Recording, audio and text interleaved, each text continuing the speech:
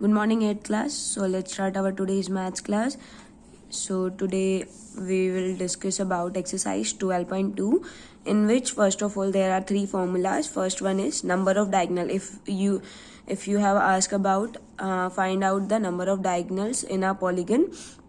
So formula is n multiply with n minus 3 divided by 2. Here n is the number of sides. Okay अगर number of diagonal किसी भी polygon के निकालने तो वहां पे क्या होगा n into n minus 3 upon में 2. Now next one is sum of interior angles of a regular polygon. First of all regular means होता है यहाँ पे कि in a polygon in which all of it side are equal. ठीक है, regular मतलब होता है जिसकी सारी साइड्स इक्वल होती है वो पॉलीगन. पॉलीगन मतलब होता है जैसे पेंटागन हो गया, हेक्सागन हो गया. हेक्सागन में क्या होती है, रेगुलर अगर वर्ड है तो वहां पे 6 जो साइड्स है वो सारी इक्वल है. ठीक है, और किसका फॉर्मूला है ये, सम ऑफ इंटीरियर एंगल्स, ना कि ईच इंटीरियर एंगल. यहाँ नीचे वाला है ईच इंटीरियर, अगर एंगल निकालना है तो उसके लिए ये फॉर्मूला होगा, और सम निकालना है तो उसके लिए क्या होगा, n माइनस 2 मल्टीप्लाई विद 180. और अगर ईच इंटीरियर एंगल निकालना है तो वहां पे इस सी फॉर्मूले में नीचे डिवाइड में क्या हो जाएगा, n. और here again n is the number of sides. So let's start our questions.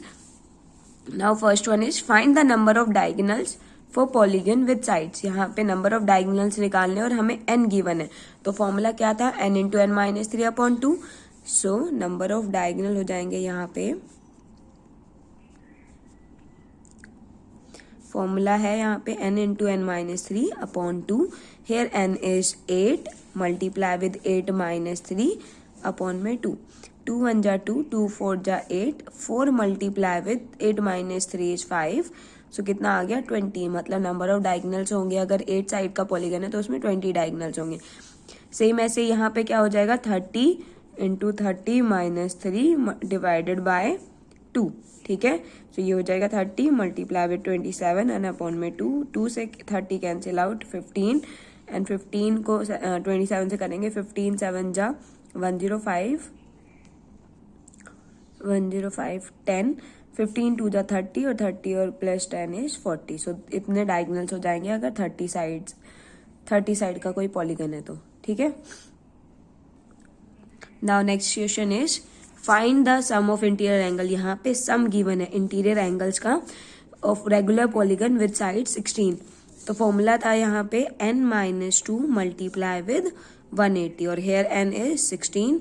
तो 16 minus 2 multiply with 180, 14 multiply with 180 and that will be equals to 0.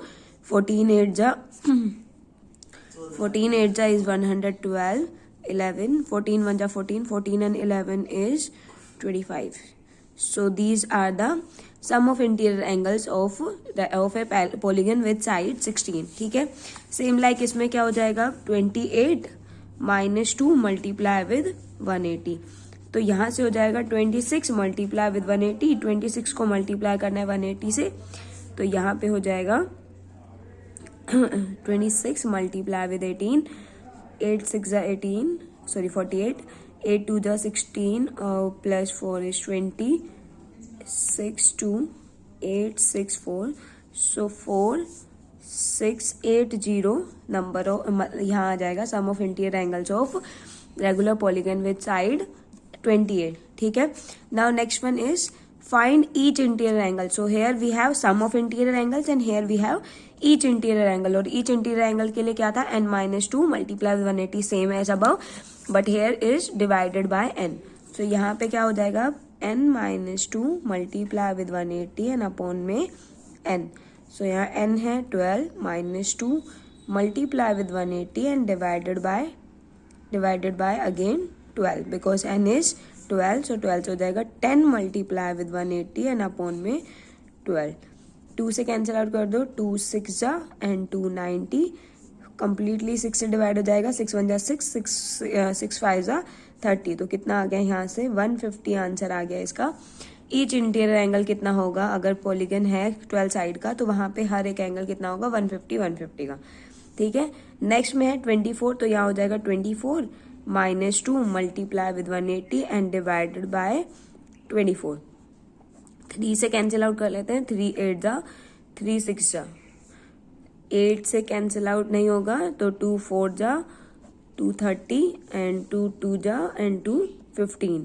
सो यहाँ से आ गया 22 मल्टीप्लाई विथ 15 और अपॉन में 2, अगेन 2 से कैंसिल आउट 11, तो 15 और 11 की मल्टीप्लिकेशन करेंगे तो आ जाएगा 5 1, तो 165 ये आंसर आ जाएगा यहाँ पे। मतलब अब इंटीरियर एंगल कितना होगा, each interior angle will be equals to 165, ठीक है।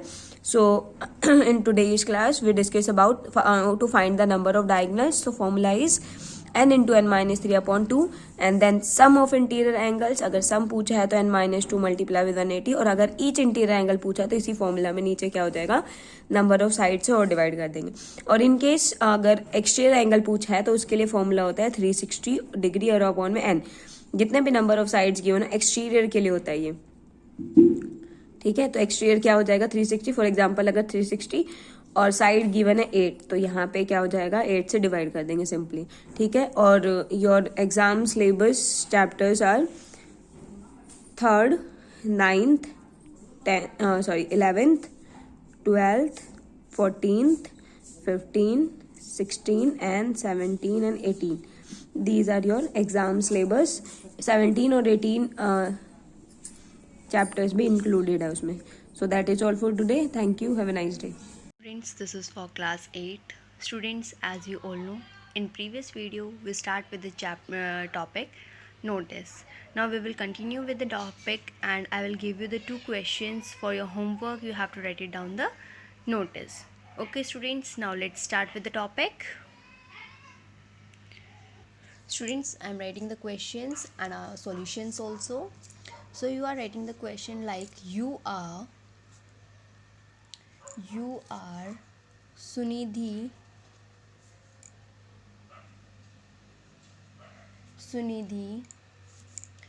बॉयज़ के लिए सुनील, बॉयज़ यूज़ करेंगे सुनील और गर्ल्स यूज़ करेंगी Sunidhi. Okay, you are Sunidhi cultural secretary as a cultural secretary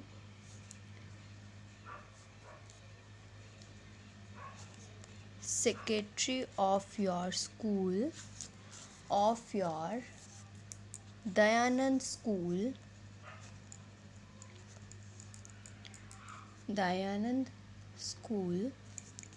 you are presenting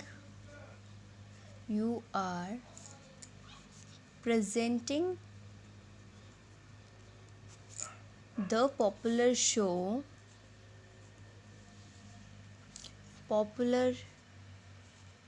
show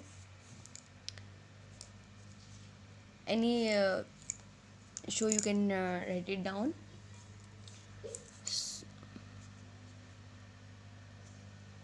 Popular show and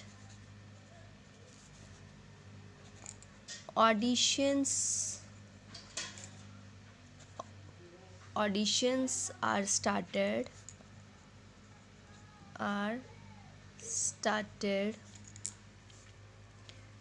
in interesting students can give their names.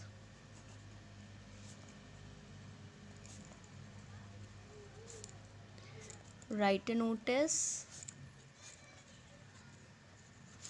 to inform all the students. Okay students, this is your first question. You have to yesterday in previous video we are doing first question, so this is second question. Okay, this is second question. You have to write it down like this.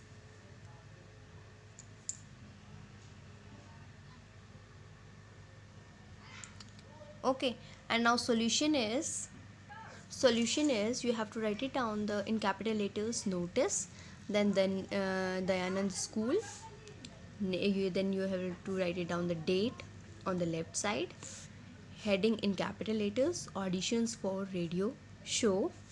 Our school will be presenting the popular radio show We Are the Future. Interesting students willing to conjure up original items on the theme. Grade system in schools can appear for auditions by the famous radio presenter Ankita Javeri. Date, time, venue is given in the notice and further details के लिए आप contact कर सकते हैं सुनिधि जो आपकी cultural secretary है. Okay students, this is your letter. This is the notice. You have to write it down in your fair notebook. Okay students, this is your homework. I hope you understand this video. Thank you everyone. Good morning students. This video is for class 8 science chapter number 15, which is lightning and earthquake. We have done with the question number 1, 2 and 3rd of long question answer type in our previous videos. Yesterday we have discussed about the electroscope and the lightning conductor. Today we will do what would you do if you are in your school and there is an earthquake. Question number 4 of long question answer type कि अगर आप school में हैं और वहाँ पे earthquake आ जाता है तो आप उस केस में क्या करोगे. तो आपको उसके अगेंस्ट सेफ्टी मेजर्स पता होने चाहिए. So let's discuss. There are some way to stay safe during an earthquake while at school. ये कुछ तरीके हैं ऐसे या कुछ ऐसे वे हैं जिनका यूज़ करके हम अर्थक्वेक के टाइम भी थोड़ा बहुत सेफ रह सकते हैं, मतलब अपने आप को सेफ रखने की कोशिश कर सकते हैं. So first one is get under your desk and cover your head and neck with your arms. हमें क्या करना है, गेट अंडर योर डेस्क, हम जो डेस्क पे बैठते हैं उसके नीचे जाना है. And cover your head and neck, और अपना सर और गर्दन जो है उसको अपने हाथों से कवर कर लेना है. जैसे हमने अपना हाथ अपने नीज़ के अंदर दे लिया और ऊपर से हाथों को गर्दन के ऊपर से रख लिया. ठीक है, तो ऐसे हम अपने आप को बचा सकते हैं. यानी फर्स्टली हमें क्या करना है, डेस्क के नीचे जाना है और अपने हेड और नेक को अपने हाथों से हमसे कवर करना है. Okay. Second point, stay away from glass Windows. मतलब कि जैसे कोई स्कूल में कांच वगैरह रखा है या कांच की खिड़कियाँ होती हैं या विंडोज़ वगैरह है, तो उनसे क्या रहना है, हमें दूर रहना है, उनसे डिस्टेंस मेंटेन करके रखनी है. कब, अगर स्कूल में हम हैं और वहाँ पे अर्थक्वेक आ जाता है. Don't rush to the exit, मतलब हमें भीड़ की तरफ या फिर बाहर की तरफ भागने की कोशिश नहीं करनी चाहिए. If outside, stay away from tree, buildings and power lines. अगर हम स्कूल बिल्डिंग से बाहर हैं या फिर आउटसाइड बाहर पे कहीं हैं तो हमें क्या करना चाहिए, बड़े बड़े पेड़ जो होते हैं या बिल्डिंग्स हैं या पावर लाइंस, तार वायर वगैरह जो होते हैं, उनसे क्या करना चाहिए, दूर रहना चाहिए. ठीक है. Drop to your knees and hand. हमें क्या करना चाहिए, फिफ्थ पॉइंट इज़ कि जैसे हमने एक पहला पॉइंट पढ़ा था, get under your desk and cover your head, अपने हेड को कवर कर लेना चाहिए. ऐसे ही फिफ्थ पॉइंट में हमने फिर से बोला है कि अगर हमें लग रहा है कि हम अपने आप को नहीं बचा सकते तो सबसे पहले हमें क्या करना है, अपने घुटनों पे बैठ के और अपने हेड को अपनी आर्म्स के अंदर कवर कर लेना है. ठीक है. So I hope you understood the ways that how can we save when an earthquake. Okay. अगर आप कहीं खुले में हैं और वहाँ पे बड़े बड़े पेड़ हैं, बिल्डिंग्स हैं, तो हमें क्या करना चाहिए, पेड़ के नीचे जगह, मतलब पेड़ के नीचे कोई खाली जगह वहाँ पे रहना चाहिए अर्थक्वेक के टाइम? जी नहीं, बिल्कुल भी नहीं. अगर आप कहीं खुले ग्राउंड में भी हैं और वहाँ पे अर्थक्वेक आ जाता है तो आपको पेड़ के नीचे ना रह के बिल्कुल किसी खाली जगह में जाना चाहिए. ठीक है. और किसी बड़ी बिल्डिंग के साथ में आप खड़े हैं तो उससे भी दूरी मतलब उससे कुछ डिस्टेंस पे चले जाना चाहिए. और अगर मान लो आप खुले ग्राउंड में भी हैं, वहाँ पे भी हमें एक काम ये भी करना चाहिए कि घुटनों के बल बैठ के अपने सर को और अपनी गर्दन को अपने आर्म से कवर कर लेना चाहिए. ये कुछ ऐसे तरीके थे जिनके थ्रू हम क्या कर सकते हैं, किसी भी अर्थक्वेक की कंडीशन या फिर तूफान के टाइम पे अपने आप को बचा सकते हैं. Okay student, goodbye, take care, have a nice day. Good morning students, I am Priya ma'am, Hindi teacher. आज हम कर रहे हैं कक्षा 8 में पाठ नंबर 12 विशेषण का रिवीजन. पिछली वीडियो में हमने रिवीजन में पढ़ा विशेषण की परिभाषा, जो शब्द संज्ञा या सर्वनाम की विशेषता बताते हैं उन्हें विशेषण कहते हैं. उसके बाद हमने पढ़ा विशेषण के भेद। विशेषण के 4 भेद होते हैं: गुणवाचक विशेषण, संख्यावाचक विशेषण, परिमाणवाचक विशेषण और सार्वनामिक या संकेतवाचक विशेषण। इनको हमने विस्तार पूर्वक पढ़ा। पहला गुणवाचक विशेषण, जो शब्द, संज्ञा, सर्वनाम के गुण दोष आदि का बोध कराते हैं, वो गुणवाचक विशेषण होता है। उसके बाद हमने पढ़ा संख्यावाचक विशेषण, जो विशेषण संज्ञा सर्वनाम की संख्या का बोध कराते हैं, वो होते हैं संख्यावाचक विशेषण। उसके बाद नंबर 3 में हमने पढ़ा परिमाणवाचक विशेषण, जो विशेषण शब्दों से किसी वस्तु की नापतोल संबंधी विशेषता का पता चले, उन्हें परिमाणवाचक विशेषण कहते हैं। परिमाणवाचक विशेषण के भी भेद हैं: निश्चित परिमाणवाचक और अनिश्चित परिमाणवाचक। अब नंबर 4 हम पढ़ेंगे सार्वनामिक विशेषण। जिन सर्वनामों का प्रयोग संज्ञा के साथ लगकर विशेषण के रूप में होता है, उन्हें सार्वनामिक विशेषण कहते हैं। और इसका दूसरा नाम भी है संकेतवाचक विशेषण। इन्हें संकेतवाचक विशेषण भी कहते हैं। जैसे, यह इमारत टूटने वाली है। यह इमारत टूटने वाली है, इमारत की तरफ इशारा है। उस लड़के को बुलाओ,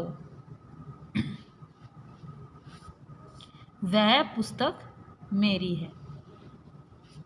जिन सर्वनामों का प्रयोग संज्ञा के साथ लगकर विशेषण के रूप में होता है, देखिए इमारत जो है वो संज्ञा है और ये सर्वनाम शब्द इसके साथ लग गया तो ये सार्वनामिक विशेषण कहलाएगा। लड़का जो है वो संज्ञा है और उसके साथ हम ये जो सर्वनाम शब्द है तो इसको हम बोलेंगे सार्वनामिक विशेषण। उपर्युक्त वाक्यों से यह, उस, वह सर्वनाम होते हुए भी विशेषण का काम कर रहे हैं, अतः ये सार्वनामिक विशेषण है। विशेष सर्वनाम में और सार्वनामिक विशेषण में क्या अंतर होता है? जो संज्ञा के से पहले लगकर जो सर्वनाम शब्द आते हैं उसे हम सार्वनामिक विशेषण कहते हैं। सार्वनामिक विशेषण 4 प्रकार के होते हैं। नंबर 1 निश्चयवाचक, जैसे वह लड़का, यह कमल, वे लोग। दूसरा अनिश्चयवाचक, कोई आदमी, कुछ बात, कुछ उपाय। प्रश्नवाचक, कौन लड़का, क्या बात। संबंधवाचक, जो लड़का, जो लोग।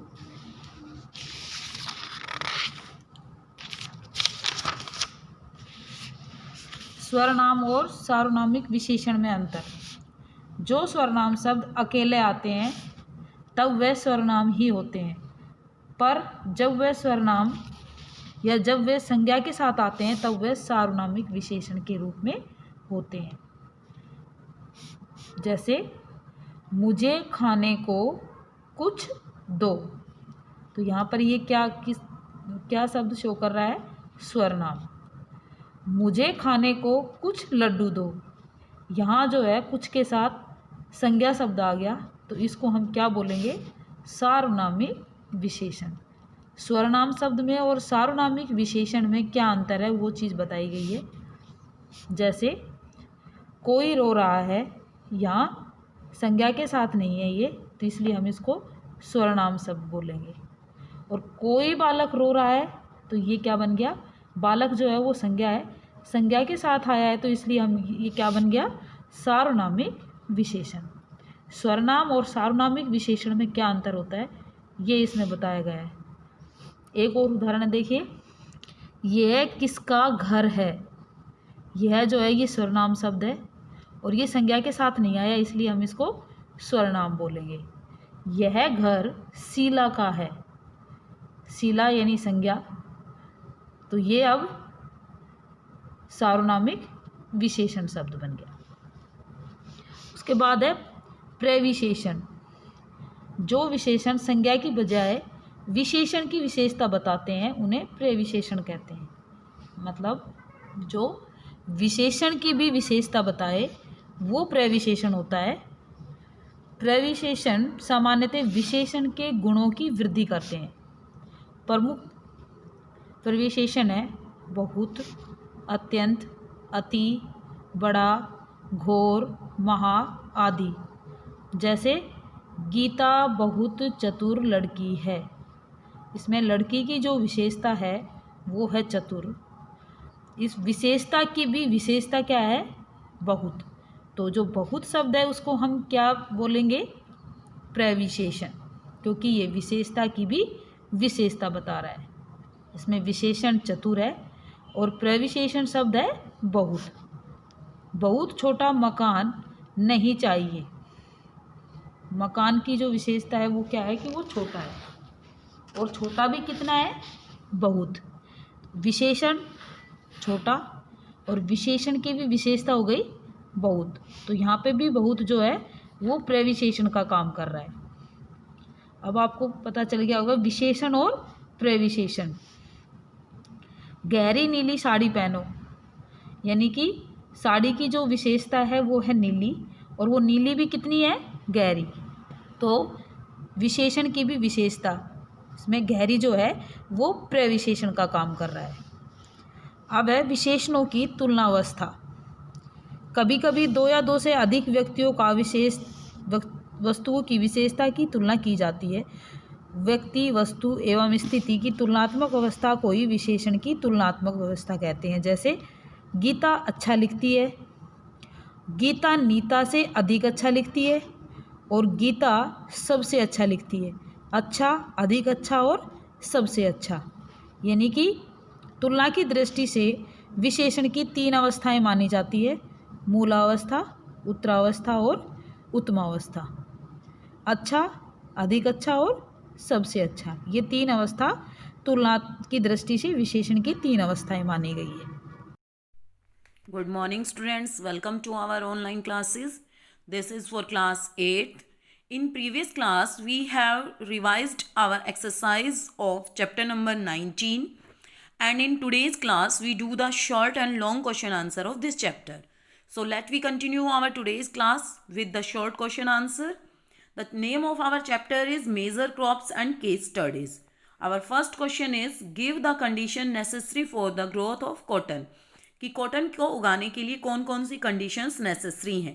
Necessary conditions for the growth of cotton, first है टेम्परेचर होना चाहिए 25 डिग्री सेल्सियस, रेनफॉल होना चाहिए 100 सेंटीमीटर एनुअली, और सॉइल होनी चाहिए ब्लैक वोल्केनिक सॉइल या लोमी सॉइल। सेकेंड क्वेश्चन है, give the conditions necessary for the growth of rice, कि राइस की ग्रोथ के लिए कौन कौन सी कंडीशंस नेसेसरी हैं। तो टेम्परेचर होना चाहिए 20 डिग्री सेल्सियस से 30 डिग्री सेल्सियस, रेनफॉल होनी चाहिए 100 सेंटीमीटर एनुअली, और सॉइल होनी चाहिए clay soil and alluvium soil. Next है, give the conditions necessary for the growth of wheat, कि वीट की जो मतलब कि उगाने के लिए कौन कौन सी कंडीशंस नेसेसरी हैं। तो टेम्परेचर होना चाहिए 10 डिग्री सेल्सियस की 25 डिग्री सेल्सियस, रेनफॉल होनी चाहिए 50 सेंटीमीटर टू 75 सेंटीमीटर एनुअली, और सॉइल होनी चाहिए loamy soil. Next fourth question, give the condition necessary for the growth of sugarcane, कि गन्ने को उगाने के लिए कौन कौन सी नेसेसरी कंडीशंस हैं। तो टेम्परेचर होना चाहिए 25 डिग्री सेल्सियस, रेनफॉल होनी चाहिए ओवर 100 सेंटीमीटर, और सॉइल होनी चाहिए रिच लोमी सॉइल और alluvium soil. Now we do the long question answer of this chapter. First है, what is the green revolution, green revolution क्या है, हरित क्रांति क्या है। Green revolution increase in production of food grains wheat and rice, कि किस चीज़ के प्रोडक्शन में बढ़ोतरी करनी है हमें, फूड ग्रेन्स जैसे कि चावल और गेहूँ, by using new technology, high yield seeds, pesticides and fertilisers. Green revolution introduced in India in the end of 1960, और भारत के अंदर ये कब आई, 1960 के अंत में। नेक्स्ट है, व्हाट इज वाइट रिवोल्यूशन, कि सफ़ेद क्रांति क्या है। जैसे हरित क्रांति है फसलों को उत्पादन बढ़ाने के लिए, तो वाइट है मिल्क को बढ़ाने के लिए। तो आप लोगों को पहले ये चीज़ पता होनी चाहिए कि वाइट रिवोल्यूशन क्या है, ग्रीन रिवोल्यूशन क्या है, ब्लू रिवोल्यूशन क्या है। ठीक है, मछली पालन के लिए ब्लू रिवोल्यूशन है। तो आपको ये चीज़ें पहले पता होनी चाहिए, तभी आप क्वेश्चन को अच्छे से याद कर सकते हो। White revolution is related to milk and milk product, की जो श्वेत क्रांति है वो दूध और दूध से बने पदार्थों के लिए है। It is introduced in India इन 1970, और ये भारत के अंदर 1970 में इंट्रोड्यूस्ड हुई. It was step taken to the Indian government to develop and help the industry itself economically, कि ये जो दूध की कंपनियां थी उनको आर्थिक रूप से स्वयं मदद, मतलब कि उनको स्वयं विकास के लिए मदद करना था. नेक्स्ट क्वेश्चन है, how is farming in USA different than in India, कि यूएसए के अंदर फार्मिंग भारत से अलग कैसे है. So answer is, in USA farms are large holding where extensive farming is practised using machine, कि यूएसए के अंदर क्या है, फार्म बड़े बड़े हैं और वहाँ पे जो फार्मिंग होती है वो मशीन्स के द्वारा होती है. लेकिन इंडिया में क्या है, इंडिया में तो वही पुराने हल से या जो मतलब कि ऐसे साधन है इनसे खेती होती है, जबकि विदेशों में क्या है, बड़े बड़ी मशीनें होती हैं. जैसे आजकल तो हमारे यहाँ पे भी बड़ी बड़ी मशीनें आने लग गई, हाइएस्टर आने लग गई, तरह तरह के की गेहूँ सरसों आदि निकालने की मशीनें आने लग गई. लेकिन पहले क्या था कि यहाँ पे हल से होता था, पशुओं से उसको मतलब कि पशुओं को उनके ऊपर चला चला के अनाज निकाला जाता था. तो पूरा पहले पुराने तरीके का था. आज के टाइम में तो फिर भी इंडिया के अंदर डेवलपमेंट हो रहा है, लेकिन ये पहले की बात है कि यूएसए के अंदर लार्ज फार्म्स होते हैं. हमारे यहाँ पे आप देखते हो गाँव में छोटे छोटे खेत होते हैं, जबकि यूएसए में बड़े बड़े खेत होते हैं और वहाँ पे एक्सटेंसिव फार्मिंग होती है मशीनों के द्वारा. Being educated these farmers are updated on new research, कि जो यहाँ के फार्मर्स क्या इंडिया के फार्मर्स क्या है, अनपढ़ हैं, जबकि जो यूएसए है वहाँ के फार्मर्स एजुकेटेड हैं और वो अपडेट लेते रहते हैं नई नई रिसर्चों के ऊपर. Local and international market position, और जो स्थानीय या जो अंतर्राष्ट्रीय मार्केट होते हैं उनकी भी पोजीशंस को जानते रहते हैं. जैसे कि हमारे यहाँ पे भी अब बाजरे की खरीद या गेहूं की खरीद सरकारी होने लग गई ना, तो लोगों को पता रहता है. आजकल फ़ोन पे जो फसल योजना है, किसान फसल योजना है, या बहुत सारी स्कीम्स अब गवर्नमेंट ने इंडिया के अंदर भी स्टार्ट कर दी हैं. तो पहले विदेशों में होता था, अब इंडिया के अंदर भी डेवलपमेंट होने लग गया है. नेक्स्ट है, what kind of condition are suitable for the growth of jute, कि जूट को उगाने के लिए किस तरीके की कंडीशन जरूरी है. तो जैसे अभी हमने शुगर केन की, वीट की, राइस की थी, ऐसे ही हम इसकी करेंगे. Suitable condition for the growth of jute, jute is grown in tropical regions having hot and wet climate condition, कि जूट कहाँ उगाया जाता है, ट्रॉपिकल रीजन्स में उगाया जाता है जहाँ पे गर्म और आर्द्र जलवायु होती है. क्योंकि गर्म किस लिए चाहिए, क्योंकि तना अगर वो सूखेगा नहीं तो फिर उसके अंदर आप लोग देखते हो कि आपके घर के अंदर जो चारपाई बनी हुई होती है वो सूत की या जूट की बनी हुई होती है, तो वो टाइट हो जाती है फिर सूखने के बाद. ठीक है. और वेट किस लिए होना चाहिए, कि अगर वेट नहीं होगा, आप जब धागा लेते हो तो एक तो सूखा धागा होता है, तो सूखा धागा क्या करता है, आप उसको खींचोगे तो वो जल्दी टूट जाएगा, जबकि जो मतलब कि जो थोड़ा गीला धागा होगा वो देर में टूटेगा. तो इसीलिए हॉट एंड वेट क्लाइमेट होनी चाहिए. The suitable temperature for it growth is 30 degree Celsius, कि इसके टेम्परेचर कितना होना चाहिए, 30 डिग्री सेल्सियस होना चाहिए. नेसेसरी रेनफॉल ओवर 100 सेंटीमीटर होनी चाहिए. और जो एल्यूवियल सॉइल है वो इसके लिए बेस्ट है ग्रोथ के लिए. I hope students you understand the short and long question answer of 19 chapter very well. You revise these questions for your essay 1 examination. Thank you. Have a nice day. Good morning, students. So, this is for class 8th, chapter 3 of your essay 1 syllabus, Onam, the harvest festival of Kerala. So, let us first cover the word meanings. First is part and parcel. That means essential part, एक ज़रूरी हिस्सा. Monotonous, monotonous means dull, भद्दा. Legends, legends means myths. Associated means connected, किसी चीज़ से जुड़ा हुआ. Situated means located. Coast means seashore, समुद्री किनारा. Farming means agriculture, कृषि. Livelihood means source of earning, कमाने का जरिया. Lunar means related to moon, कि कोई चीज़ मून से रिलेटेड है तब उसके लिए यूज़ करते हैं lunar. Refreshing means fresh, ताज़ा. Paddy means rice plants, चावल के पौधे. Harvested means reaped, किसी चीज़ की कटाई करना। Subjects means people of the kingdom. Jealous means envious, किसी चीज़ से जलन होना। पॉपुलैरिटी मीन्स प्रसिद्धता, fame. Sought means asked for, किसी चीज़ के लिए पूछना। Dwarf means person much below normal size, आम साइज से बहुत छोटा person. Tiny means very small, बहुत छोटा। यूनिवर्स मीन्स होल वर्ल्ड, पूरा संसार। Entire means whole, that means complete. Rangolis means decorates made with flowers, फूलों से बनी हुई सजाने की चीज़ें। Lavish means generous. Enact means perform. Mythological means mythical. Traditional means conventional. Exciting means thrilling. Spectators means viewers, किसी चीज़ को देखने वाले लोग। Now come to the one word or one sentence type question answers which will come in your examination. So the first question is, what do festivals mean to children? बच्चों के लिए त्योहार क्या होते हैं? Answer is good food, अच्छा खाना, new clothes, नए कपड़े, and decorated house markets, और सजे हुए घर और markets. Next question is, for how many days is the festival of Onam celebrated? Onam का त्योहार कितने दिनों तक मनाया जाता है? Answer is 10 days.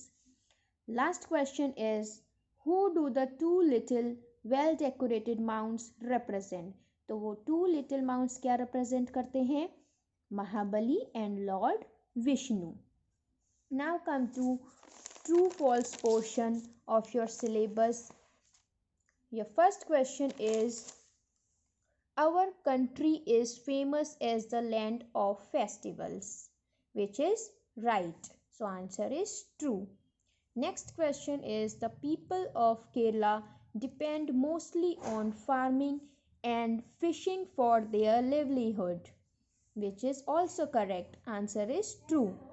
Next question is, Lord Vishnu went to the palace of Mahabali in the form of a dwarf Brahmin. Yes, this is also right. So answer is again true. Next question is, Vaman covered the entire earth in 2 steps. No. So the answer is false. Next question is, Mahabali realized that the Vaman was none other than Lord Ganesha in disguise. So the answer is false.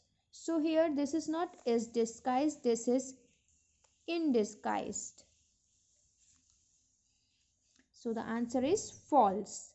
Next question is, during Onam, all the members of family wear new clothes and give gifts to one another. Yes, this is true. Last question is, prayers and pujas are followed with lavish feast with sweet dishes. Answer is true. So thank you students, and see these videos to prepare for your essay 1 examinations. Thank you.